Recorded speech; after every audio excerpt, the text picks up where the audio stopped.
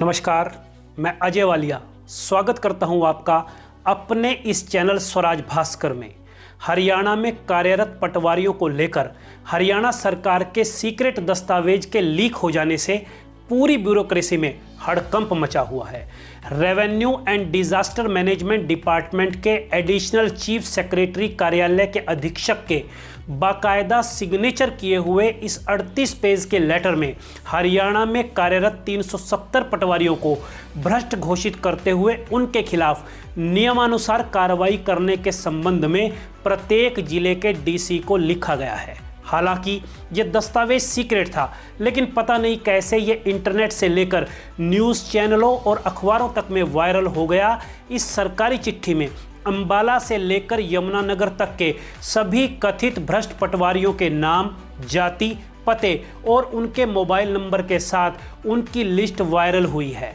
कैथल, सोनीपत, महेंद्रगढ़, गुरुग्राम, फतेहाबाद और झज्जर में इन कथित भ्रष्ट पटवारियों की संख्या बहुतायत में, तो पंचकुला में आश्चर्यजनक रूप से यह संख्या 0 बताई गई है। यानी पंचकुला के पटवारी इस लिस्ट में 100% ईमानदार साबित हुए हैं। सरकार द्वारा जारी इस पत्र में आरोप लगाया गया है कि ये पटवारी इंतकाल इंदराज, फर्द, जमीन पैमाइश, रिकॉर्ड दुरुस्तगी आदि कामों के एवज में रिश्वत लेते हैं और इन्होंने अपने लेवल पर बिना किसी परमिशन के असिस्टेंट भी रखे हुए हैं, जो इनकी मौजूदगी और गैर मौजूदगी में इनके दफ्तरों में इनकी कुर्सी के साथ कुर्सी लगाकर सरकारी बाबुओं की तरह बैठते हैं और जमीन से जुड़े लगभग हर सरकारी रिकॉर्ड तक अवैध रूप से नियुक्त इन छोटे पटवारियों की पहुंच रहती है और अपने इन्हीं छोटे बाबुओं, अपने इन्हीं असिस्टेंटों के माध्यम से ही इन पटवारियों द्वारा अवैध वसूली का काम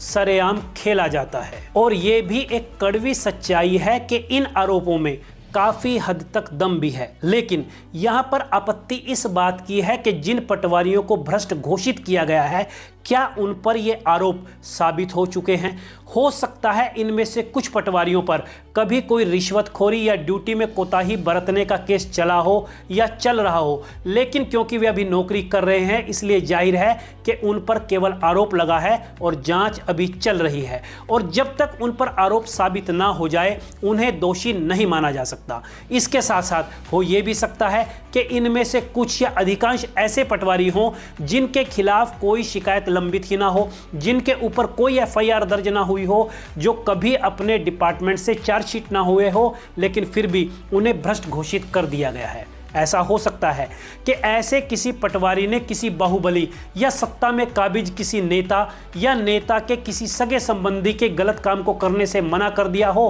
और वो पटवारी नेताजी की आंख की किरकिरी बना हुआ हो और उसका नंबर इस लिस्ट में दुर्भावना से डलवा दिया गया हो।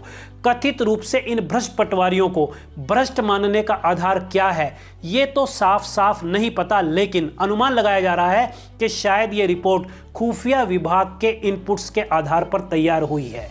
मेरी नज़र में क्या खुफिया विभाग के इनपुट्स यानी सीआईडी की रिपोर्ट्स के आधार पर किसी को भ्रष्ट या ईमानदारी का तमगा देने की पावर या अथॉरिटी सीआईडी को है, या इस तरह से सीआईडी से रिपोर्ट मंगवाकर किसी भी कर्मचारी को भ्रष्ट होने का सर्टिफिकेट देने की पावर सरकार को है, और क्या ये तरीका कानूनन सही है?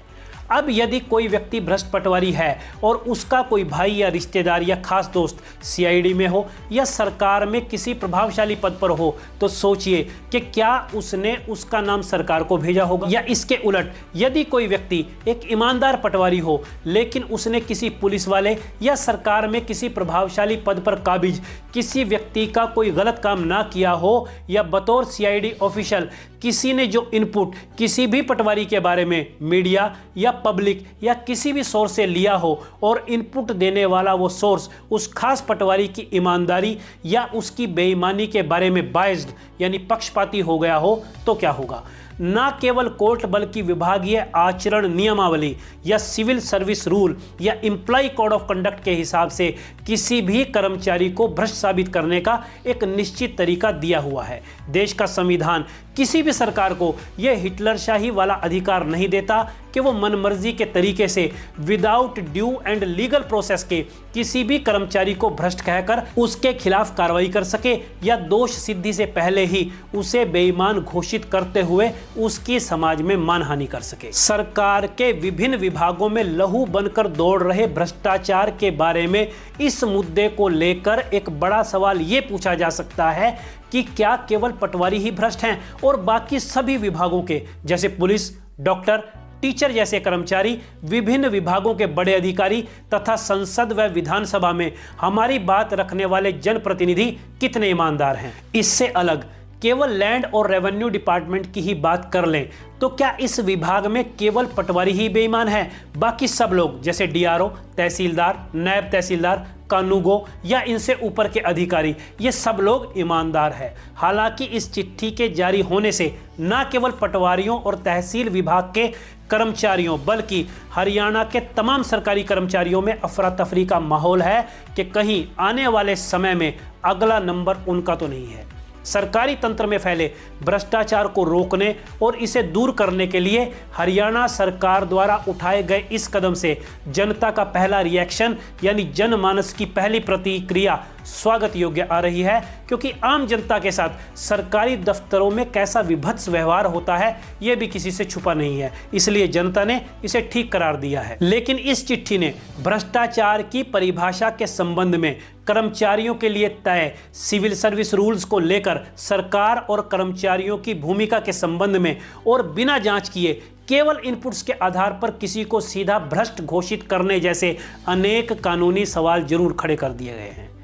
यदि ये लिस्ट केवल सीआईडी इनपुट्स के आधार पर ही तैयार की गई है और केवल इसी के आधार पर इन पटवारियों के खिलाफ कानूनी और विभागीय कार्रवाई करने बारे सरकार सोच रही है, तो मुझे नहीं लगता कि कोर्ट में ये रिपोर्ट एक भी पेशी झेल पाएगी, क्योंकि बिना विभागीय जांच किए, बिना कर्मचारी के पक्ष को सुने, बिना उसे चार्जशीट किए सीधा उसे भ्रष्ट का तमगा देना उसकी सरेआम सामाजिक हत्या करने जैसा प्रयास है। इस चिट्ठी से ऐसा लगता है कि हरियाणा सरकार अनिल कपूर की नायक फिल्म को आदर्श मानकर चल रही है, जबकि उसे पता होना चाहिए कि संविधान ने कर्मचारियों को भी अधिकार दिए हुए हैं।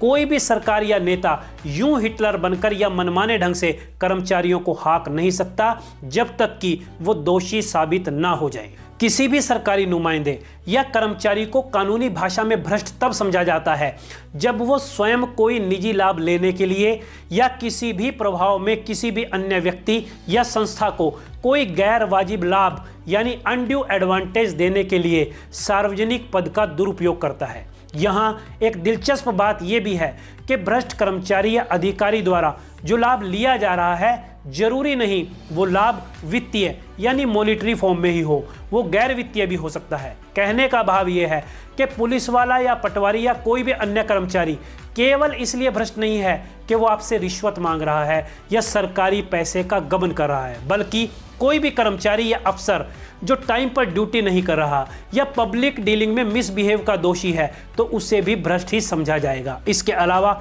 हमारे जनप्रतिनिधियों द्वारा जो भाई भतीजावाद की नीति अपनाते हुए उन्हें गैर वाजिब लाभ दिए जाते हैं वो भी भ्रष्टाचार के दायरे में ही आते हैं। अब यदि भ्रष्ट होने की इस परिभाषा को आधार मान लिया जाए तो बहुतायत सरकारी विभागों के बहुतायत सरकारी कर्मचारी, अधिकारी और यहां तक कि जनप्रतिनिधि भी भ्रष्ट होने के दायरे में आ जाएंगे, क्योंकि एक कड़वी लेकिन व्यवहारिक बात यह भी है कि आज के ज़माने में ईमानदार वही है जिसे बेईमानी करने का मौका नहीं मिल रहा।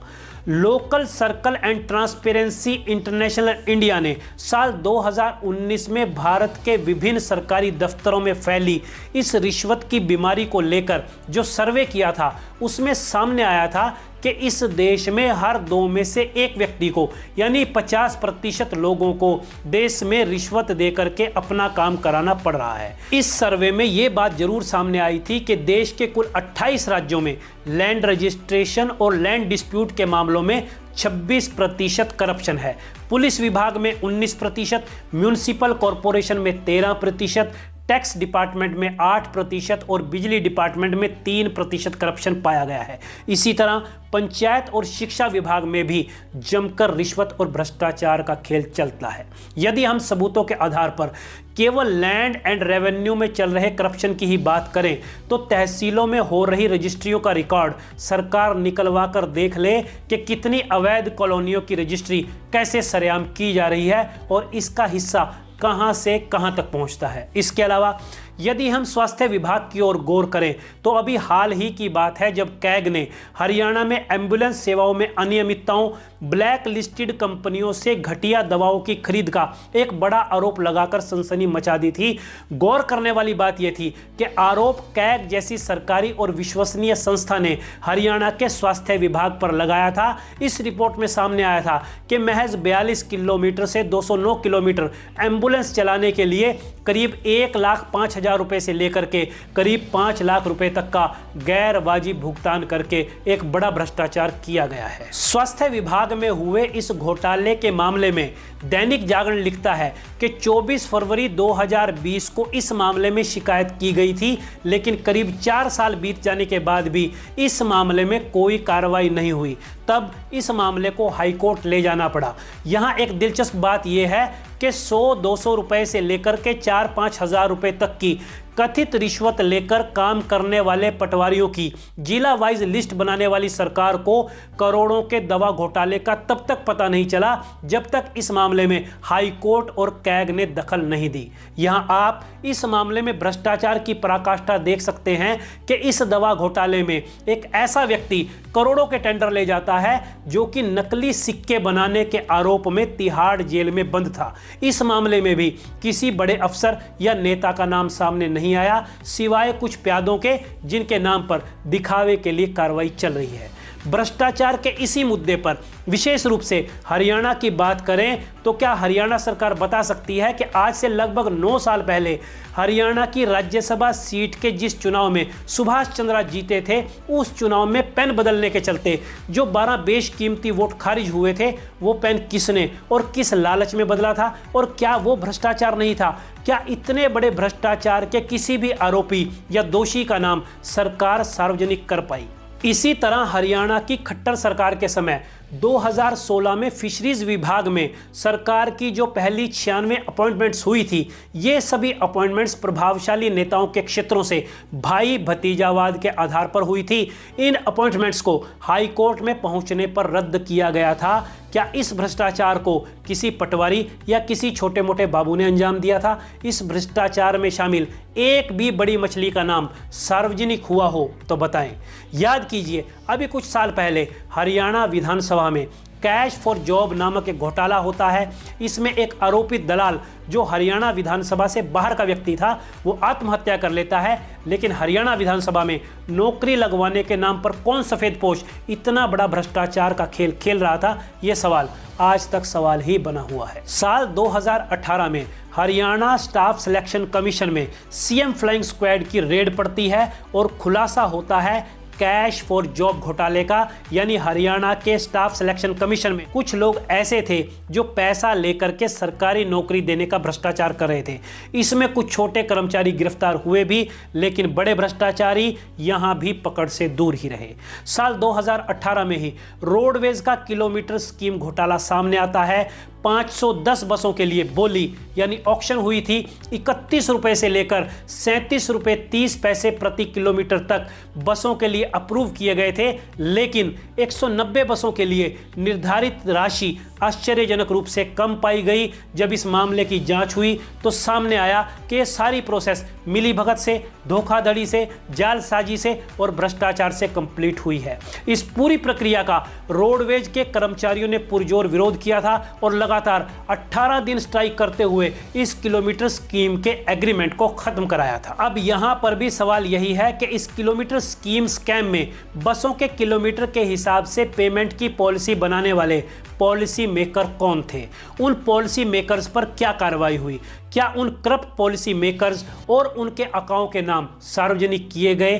क्या उन भ्रष्ट पॉलिसी मेकर्स को कभी कार्रवाई का डर दिखाया गया या इनके भ्रष्टाचार को छुपाया गया? सवाल अब भी आपके सामने है और जवाब भी आपको पता है। और ये लिस्ट यही नहीं रुकती, बल्कि चाहे वो लॉकडाउन में हुआ शराब घोटाला हो या 2017 से 2021 तक पूरे हरियाणा में हुआ रजिस्ट्री घोटाला जिसकी जांच चल रही है, यानी इन सभी बड़े घोटालों में बड़ी मछलियां और मगरमच्छ फिलहाल गिरफ्त से बाहर हैं। ऐसे पता नहीं कितने बड़े स्कैम हो चुके हैं या हो रहे हैं, लेकिन सब जगह कथित रूप से बड़े और इज्जतदार अफसर और नेता सब पकड़ से बाहर रहते हैं। पिछले 9 साल में यानी बीजेपी के शासनकाल में 1536 मामले भ्रष्टाचार के सामने आए, जिनमें से 1140 मामले एंटी करप्शन डिपार्टमेंट के द्वारा तो 396 मामले पुलिस के द्वारा दर्ज किए गए। हरियाणा के पुलिस और राजस्व विभाग में भ्रष्टाचार के ये मामले सबसे ज्यादा सामने आए हैं।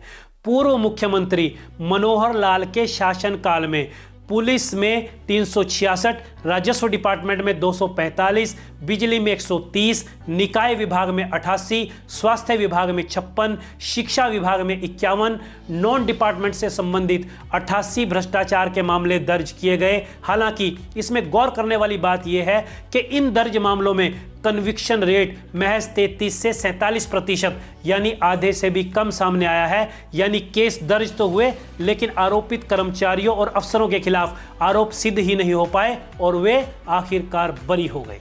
यानी सोचा जा सकता है कि जब आधे से ज्यादा मामलों में पुलिस और एंटी करप्शन डिपार्टमेंट द्वारा दर्ज केस ही अदालत में दम तोड़ गए, तो यूं केवल इनपुट्स के आधार पर इन 370 पटवारियों को भ्रष्ट कहना कितना न्याय संगत रहेगा। और यूं बिना जांच, बिना FIR, बिना चार्जशीट किए इन्हें समाज में भ्रष्ट होने का तमगा देना, क्या इनकी मानहानि नहीं है? आज इस मामले में हरियाणा के कई अखबारों ने सरकार के उस पत्र पर भारी मिर्च मसाला लगाते हुए उनका एक पक्षीय मीडिया ट्रायल करते हुए उनका सामाजिक चीरहरण किया है। उनके नाम, पते और जाति के साथ पटवारियों पर लगे खाली आरोपों को उनकी लगभग दोष सिद्धि मानते हुए उनकी जबरदस्त मानहानि की गई है। किसी भी संबंधित अफसर या संबंधित नेता ने यह नहीं सोचा कि यदि इस लिस्ट में एक भी ईमानदार आदमी कमजोर दिल का हुआ तो क्या वो ये सदमा बर्दाश्त कर पाएगा।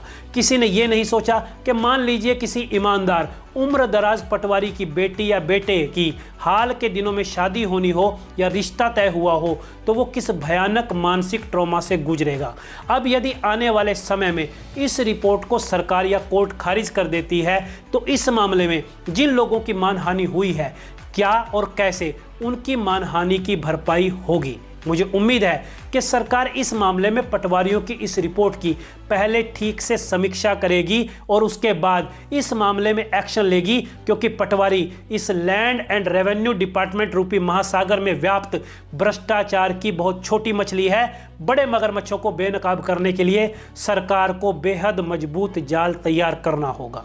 अंत में मैं यही कहना चाहूँगा कि हरियाणा की नायब सैनी सरकार की निसंदेह ये पहल बढ़िया है कि सरकारी विभागों से भ्रष्टाचार दूर होना चाहिए, लेकिन इस पहल को इम्प्लीमेंट करने का तरीका प्रभावी और न्याय संगत होना चाहिए, क्योंकि भ्रष्टाचार का ये झरना ऊपर से नीचे की ओर बहता है। इसलिए सरकार को यह ध्यान रखना होगा कि छोटे मोटे जेब कतरों और चोरों को पकड़ने की बजाय उन्हें बड़े डकैतों पर कार्रवाई बारे पहले और प्राथमिक तौर पर सोचना होगा। और भ्रष्टाचार की इस बीमारी को दूर करने के लिए सरकार को इस बात की शुरुआत ऊपर से करते हुए जनता के सामने खुद एक मिसाल पेश करनी होगी। तो आज के लिए इतना ही, जल्द मिलेंगे किसी और बड़े मुद्दे के साथ। तब तक के लिए इजाजत दीजिए।